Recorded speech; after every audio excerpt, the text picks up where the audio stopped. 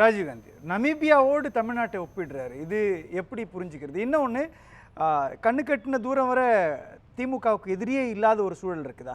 ரொம்ப அதீதமான உச்சபட்ச இடத்துல இருக்குதா இன்னைக்கு திமுக? அதனுடைய வெளிப்பாடு தான் 7வது முறை ஆட்சின்றாரா?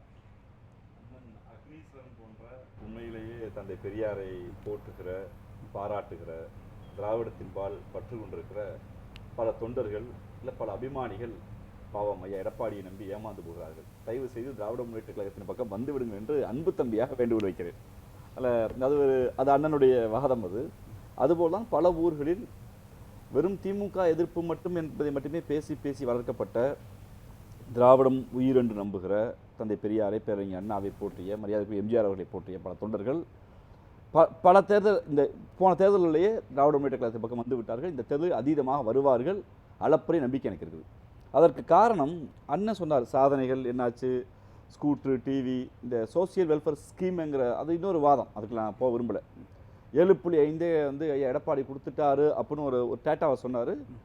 அன்னைக்கு 7.5 கொடுக்க வேண்டும். ஏன் கொடுக்க வேண்டும் என்றால், கொல்லைப்புறத்தில் போய் மாஃபா பாண்டியராஜன் என்கிற அமைச்சர் நீட்டை ஆதரித்து கையெழுத்து விட்டு போட்டு விட்டார். முத்தமிழர் கலைஞரும் செல்வி ஜெயலலிதா அவர்கள் இருந்தபோது கம்பல்சரி இல்லை என்று ஸ்டேட்டுக்கு விதிவிலக்கு இருந்தது. ஆனால் மாஃபா பாண்டியராஜன் போய் கையெழுத்து போட்டதால் நீட் வந்து விட்டது.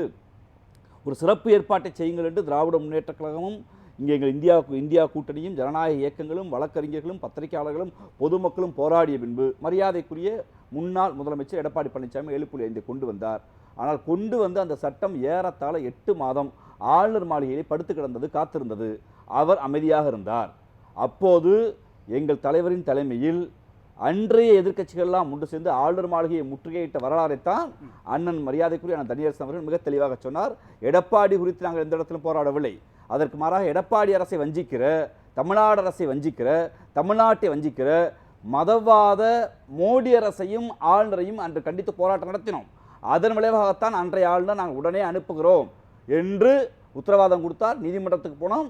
7.5 நடைமுறைக்கு வந்தது. திராவிட முன்னேற்ற கழகம் அதை குறை சொல்லவில்லை, நாங்கள் பாராட்டினோம். அதோடு நாங்கள் இருக்கவில்லை. சொன்னால் என்ன செஞ்சார்ன்றார்ல, அவர் இடஒதுக்கீடு கான்செப்ட்ல கேட்டதுனால சொல்கிறேன். 7.5 மருத்துவத்துக்கு மட்டும் கொடுத்ததை இன்று தொழிற்கல்வியாக இருக்கக்கூடிய பொறியியல், சட்டம், கலை, அறிவியல் என்று கொடுத்து அண்ணன் எந்த கூகுளில் தட்டினாரா, நபிம்பியா கூகுளா இல்லை ஏடிஎம்கேக்கு தனி கூகுள் வச்சுருக்காங்கன்னு தெரியல. வச்சுதான் சொன்னாங்கன்னா எதிர்கட்சி பத்திரிகையில் படிக்கிற சிரமமாக இருக்கும் கொஞ்சம். நமதம்மாள் என்னமோ எடப்பாடி புகழ் மட்டுமே பாடுது. தெரிஞ்சுதான் நான் டேட்டா தெரிஞ்சுக்குவேன். இந்தியாவிலேயே பெண்கள் அதிகமாக கல்லூரிக்கு இடைநிற்றல் இல்லாமல் செல்கிற மாநிலம் தமிழ்நாடு முதலிடத்தில் இருக்கிறது. இடைநிற்றலை குறைத்த தமிழ்நாடு பள்ளிக்கல்வித்துறையில் இடைநிற்றலை குறைத்து இன்னைக்கு இந்தியாவுடைய பங்களிப்பு இருக்கு இல்லையா? நான் குறையே சொல்ல உங்களுக்கு இந்த இடத்துல இல்ல, ஒரே ஒரு கேள்வி. இப்ப தமிழ்நாட்டினுடைய அரசியல் வரலாற்றுல தொடர்ச்சியாக 2வது முறையாக திமுக ஆட்சியை கைப்பற்றுறது அப்படின்றது இன்னைக்கு இப்போ இல்ல.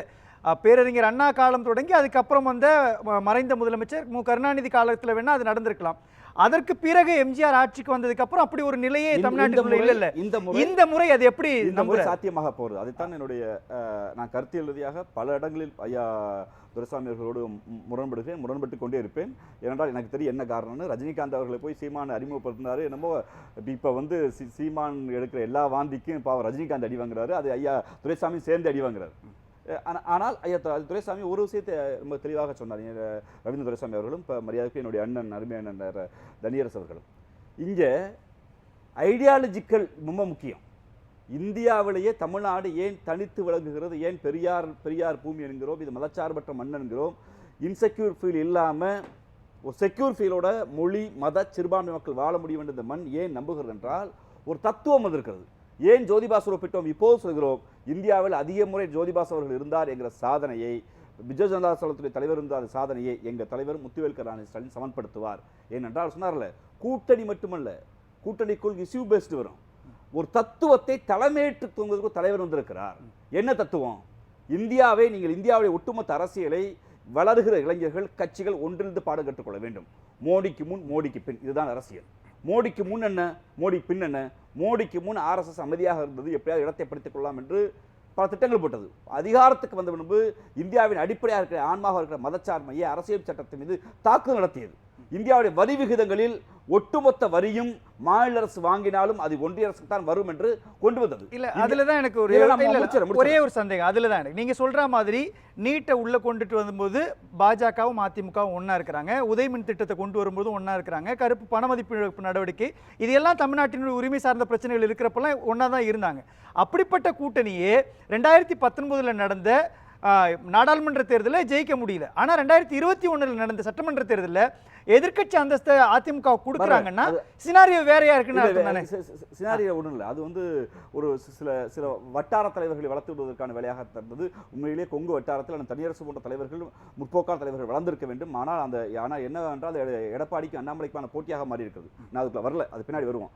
நான் இந்தியாவுடைய அரசியலை மோடிக்கு பின் ஏன் பிரிச்சோம்னா, அரசியல் சட்டத்தின் மீது நடத்தப்பட்ட தாக்குதல், வரி விகிதங்களில் நிர்வாகத்தில் ஏற்பட்ட மாற்றங்கள், இதெல்லாம் ஒட்டுமொத்தமாக ஒரு மாநில சுயாட்சியை, இல்லை என்றால் மாநில சுயாட்சிங்கிற சொல் கூட இன்னும் நாங்கள் எட்டி பிடிக்கவில்லை.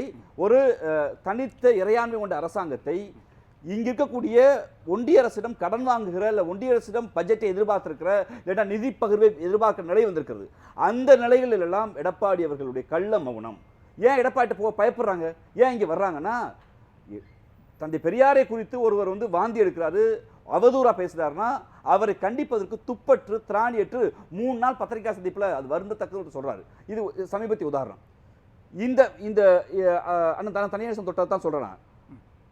நாங்கள் எதிர்க்கட்சியாக இருந்தபோது எடப்பாடி அவர்கள் எதிர்த்தில்லை, இந்தியாவுடைய ஒட்டுமொத்த மக்களை பாதுகாப்பதற்கு, அரசாங்க சட்டத்தை பாதுகாப்பதற்கு மோடியை ஐடியாலஜி எதிர்த்து போராடணும். அப்படி ஒரு போராட்டம் இந்த 4 ஆண்டுகளில் எங்களை எதிர்த்து நடத்திய போராட்டங்களில் ஒரே ஒரு போராட்டம், எங்களுக்கு தூத்துக்குடிக்கு வெள்ளத்துக்கோ, சென்னை வெள்ளத்துக்கோ, இல்லை கல்வி உரிமை பாதிக்கப்படுது, நீ சர்வசிபாக்கு பணம் வரல, ஒட்டுமொத்த நாங்கள் தான் பல்கலைக்கழகத்தை வளர்த்தோம் என்று மாறுதட்டி கொள்கை எடப்பாடி அவர்கள் பல்கலைக்கழகத்தை ஒட்டுமொத்த அதிகாரத்தையும் மோடி பறிக்கிற போது ஒரு அறிக்கை இல்லை ஏதாவது ஒரு கோரிக்கை, அப்போ அந்த கள்ள மௌனம் தமிழ்நாட்டு இளைஞர்களுக்கு இவர் தலைவர் இல்லை, தன் பதவியை பாதுகாத்துக் கொள்வதற்காக ஒரு வட்டார தலைவராக வளர்ந்து நிற்கிறார் ஒழிய ஒரு தமிழ்நாட்டுக்கு அந்த அளவுக்கு இருக்கிறது சரியா? ஒரு வட்டார தலைவர்ன்ற அளவுக்கு நான் இப்பவும் சொல்றேன், நான் இப்போ இல்லை எப்பவும் சொல்லுவேன், எடப்பாடியில ஐயா தலைவர் தான். ஏன்னா கோயிலுக்கு பேச போறாரு, சாவுக்கு போறாரு, இளவுக்கு போறாரு, நாங்க அந்த இடத்துல போக முடியல தான். குமாரபாளையத்துல ஐயா நம்ம அண்ணன் தங்கமணி தலைவர் தான். தொண்டாமுத்தூர்ல அவர் எஸ்பி பண்ணி அது முடிஞ்சிட்டாரு. இந்த பாராமட்ட தேர்தல் அதை 40,000 ஓட்டுல இது பண்ணிட்டாரு. அங்க ஒரு வட்டார வழக்கு தலைவர், அவ்வளவுதான். நான் இப்ப பாஜக அதிமுக போட்டியை வெளிப்படையா சொல்றேன், நான் லீடரா நீ லீடரா, எங்க குளத்துக்கு எங்க கூட்டத்துக்கு யாருங்க லீடுங்கிற அதுதான். அதை நான் பேசுறேன், தனியார் சன்னோட பேச நம்ம சரியா நீங்க இல்ல, அது அந்த புள்ளியில தான் எனக்கு நான் முடிச்சிடுறேன். இங்க சமீப அரசியல்ல அதிமுகவுடைய தோல்வி இருக்கிற போது ஒற்றை தலைவராக நம்பிக்கையோடு ஒரு தத்துவம் இருக்கிறது, நாங்கள் பேசுகிற மதச்சார்பு இருக்கிறது, எங்களை சிறுபான்மை மக்கள் எங்களை நம்புகிறார்கள், சோசியலிசம் பேசுகிறோம் அதனால் காங்கிரஸ் பிரதேசம் நம்புகிறது, பொதுவுடைமை சத்தாளம் சார்ந்து திராவிட இயக்கம் இருக்கிறது அதனால் பொதுவுடைமை இயக்கங்கள் நம்புகிறது, தலித்திய ஒடுக்குமுறை வருகிற போது பாதிக்கப்படுகிற மக்கள் பக்கம் திராவிட முன்னேற்ற கழகம் நிற்கிறது என்று இதற்கான நம்பிக்கைக்கு பாத்திரமா முத்துவேல் கருணாநிதி தலைவர் இருக்கிறார். ரொம்ப முக்கியம். அதுலதான் எனக்கு ஒரே நிமிஷம் நீங்க குறைச்சு மதிப்பிடுறீங்களோன்னு தோணுது. இதே எஸ்பி வேலுமணியோ அல்லது தங்கமணியோ அல்லது சி.வி. சண்முகமோ அதிமுகவுடைய முக்கிய தலைவர்கள் பலர் இருக்கிறாங்க இல்லையா, அவங்க பெற்ற வெற்றி திமுகவில் இருக்கக்கூடிய தலைவர்கள் 2 பேரும் சரிசமமா தானே இருக்கிறாங்க. இல்ல நீங்க சரிசமம்ல அந்த காலத்துல ஒரு மாயை அன்னைக்கு வந்து முதலமைச்சர் இருந்துட்டாரு, நம்ம உள்ளூருக்குள்ள நம்ம சொந்தக்காரங்க ஏதோ முதலமைச்சர் பதவிக்கு ஆசைப்படுறாங்க, எம்எல்ஏவாவது ஆக்கி கொடுங்கன்னு போட்ட ஓட்டு மக்கள் தான். நீ போட வாய்ப்பு இல்லை. ஏன்னா அந்த 4 ஆண்டு கால படிப்பு முக்கியமானது.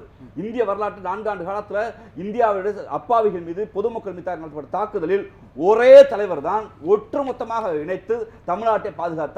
அது எங்களுடைய தலைவர் மட்டும்தான். அதனாலதான் ஐயா துரைசாமி மிக தெளிவாகவே இங்க தலைவர் ஒருவர் இருக்கிறார், இங்க தலைவர் இல்லை, தலைவருக்கென்று ஒரு பின்பம் இருக்குது. அந்த பின்பம் என்பது கொள்கையால் கட்டப்பட்ட பின்பம். நான் இன்னும் இதுக்கே வரல, நான் புள்ளி வரங்களா வரல, நாங்கள் உயர்ந்துட்டோம் அதான் இல்லை. ஒரு தத்துவம் முக்கியம். நீங்க இந்தியாவுடைய ஆன்மா என்பது தத்துவங்கள் அடங்கியது. ஜவஹர்லால் நேரு அவர்களுக்கு தத்துவம் இருந்தது, அந்த தத்துவம் சரியா தெரிய வாதம் இருந்தது. ஜோதிபாஸ் அவர்களுக்கு தத்துவம் இருந்தது, அதற்கு பின் வந்து வாஜ்பாய் தத்துவம் முரண்பாடு இருக்கு. எங்களுக்கு ஒரு தத்துவம் இருந்தது. மோடியோட தத்துவத்துக்கு முரண்பாடை அதிமுக பேசியது உண்டா? அதிமுக அப்புறம் அந்த வட்டாரத்தில் அக்கா சைக்கிள் கொடுங்கக்கா, சைக்கிள் பஞ்சர் ஆயிடுச்சா பஞ்சர் ஒட்டி தரேன்க்கா, அக்கா பெல் அடிக்கலையாக்கா நாங்கள் வந்து எண்ணெய் போட்டு தரேன்க்கா, இப்படி சேவைக்கான கட்சியாக வேணா வட்டாரத்தில் இருக்கலாம் முடிய தத்துவ மரம் என்று ஒரு மரபு இல்லை. அதற்கு தகுதியானவர் மரியாதைக்குரிய மேன்மை பொருந்தி எதிர்க்க தலைவர் இல்லை. அதனால் தான் நாங்கள் மீண்டும் சொல்றோம், எங்கள் தலைவர் தத்துவத்தோடு மக்கள் சேவை வைத்திருக்கிறார். எல்லாரையும் அரவணைக்கிற ஒரு போக்கு எங்களுக்கு இருக்கிறது. அந்த போக்கை தத்துவம் கற்றுக் கொடுத்தது. அது முகமாக தலைவர் இருப்பதால் 7வது முறையில் ஜோதிபாஸ் அவர்கள் போன்று அங்கே பெரும் மரியாதைக்குரிய விஜய் பட்நாயக் போல் இன்னும் 4-5 முறை எங்களுடைய தலைவர் முதலமைச்சராக இருப்பார்.